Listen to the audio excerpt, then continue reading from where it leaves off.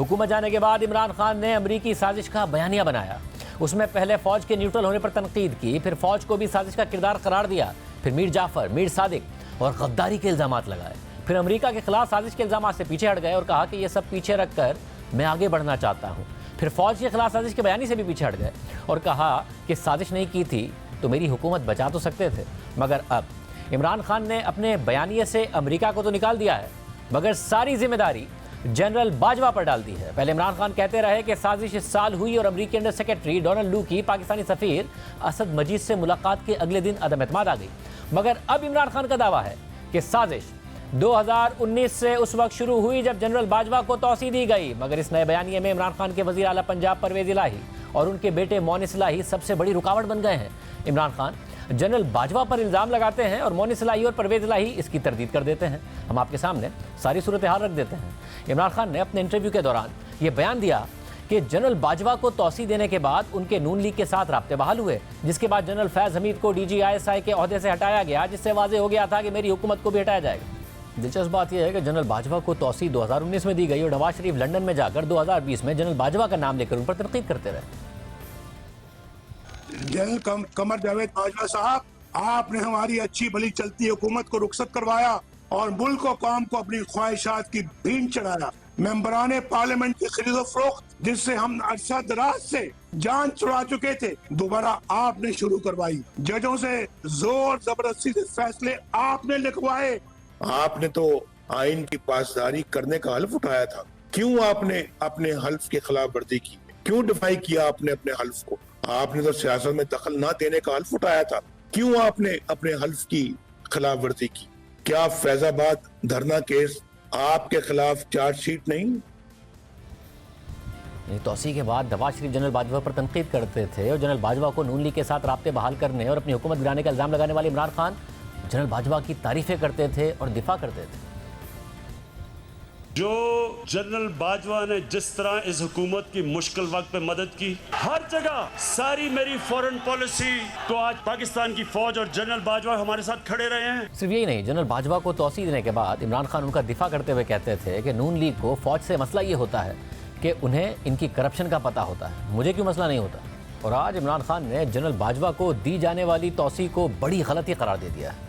वाम बात यह है कि जनरल बाजवा को खुद इमरान खान ने तौसीह दी और जब मामला अदालत से पार्लियामेंट में आया तो नून लीग समेत अपोजिशन जमातों ने भी उसका साथ दिया। मगर इमरान खान ने तौसीह के बाद ट्वीट किया कि आज का दिन उनके लिए मायूसी का दिन होगा, जो मुल्क में इदारों के दरमियान तसादुम के नतीजे में अदम इस्तेहकाम देखना चाहते थे। ऐसा ना होना हमारे बैरूनी दुश्मनों और मुल्क के अंदर मौजूद माफियाज के लिए मायूसी है, उन माफियाज के लिए जिन्होंने लूटी हुई दौलत बैरून मुल्क छुपाई हुई है और वो इस लूटी हुई दौलत को तहफ़्फ़ुज़ फराहम करने के लिए मुल्क को अदम इस्तेहकाम से दो चार करना चाहते हैं।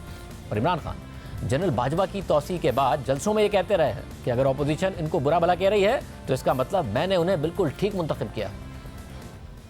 अल्लाह का खास शुक्र अदा करता हूं कि अगर ये ISI के चीफ को और आर्मी चीफ के खिलाफ बात कर रहे हैं, इसका मतलब मैंने बिल्कुल ठीक इनको मुंतखब किया।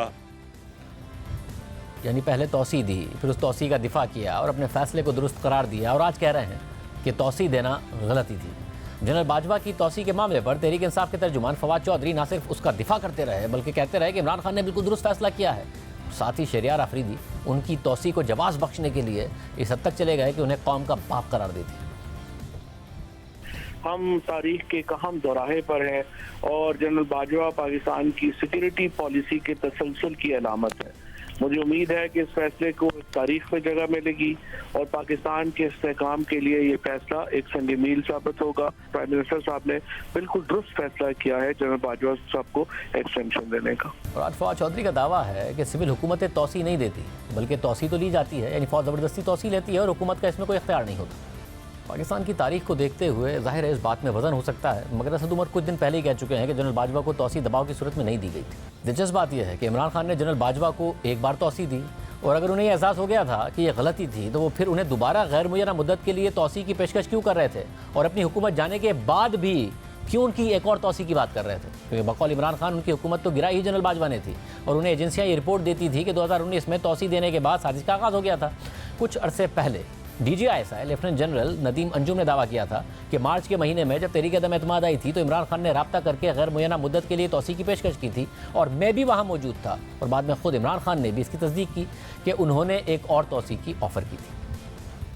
ये भी आपको बता दूं, मार्च के महीने में आर्मी चीफ को उनकी मुद्दत मुलाजमत में गैर मुहिना मुद्दत की तोसी की पेशकश भी की गई, मेरे सामने की गई। ये बहुत पुरकशिश पेशकश थी, लेकिन उन्होंने इसको भी ठुकरा दिया, इसलिए कि उन्होंने जो बुनियादी फैसला किया था कि इदारे को मुतनाज़ा रोल से हटा के आईनी रोल पे लाना है। मैंने कहा मैं ये सुन ये रहा हूँ कि या एक्सटेंशन की बात हो रही है, आर्मी चीफ की बात हो रही है।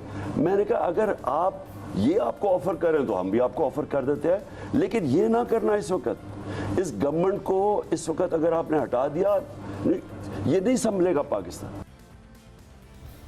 इमरान खान की हुकूमत चली गई, PDM की हुकूमत आ गई और जब नए आर्मी चीफ की तैनाती होनी थी तो इमरान खान उसे रोकना चाहते थे और उस वक्त इमरान खान दबाव डालते रहे कि नए इंतखाबात कराए जाएं, फिर आर्मी चीफ की तैनाती की जाए। लेकिन जब सवाल हुआ कि उससे पहले जनरल कमर जावेद बाजवा तो रिटायर हो जाएंगे तो फिर क्या किया जाए, तो उस पर इमरान खान ने जनरल बाजवा को ही दोबारा तौसीक की पेशकश कर दी और इमरान खान के बयान की फवाद चौधरी ने भी तौसीक कर दी। यानी जिस शख्स ने बकौल इमरान खान उनकी हुकूमत गिराई उस शख्स को ही तौसीक की पेशकश की गई, बार बार की गई। और ना सिर्फ ये, बल्कि जिस शख्स ने बकौल इमरान खान उनकी हुकूमत गिराई थी उससे ऐवान सदर में वो छुप छुप कर मुलाकातें भी करते रहे। मगर इब्तिदा में जब इस मुलाकात की खबरें आई तो इमरान खान ये कहते रहे कि झूठ में बोलना नहीं चाहता और सच में बोल नहीं सकता।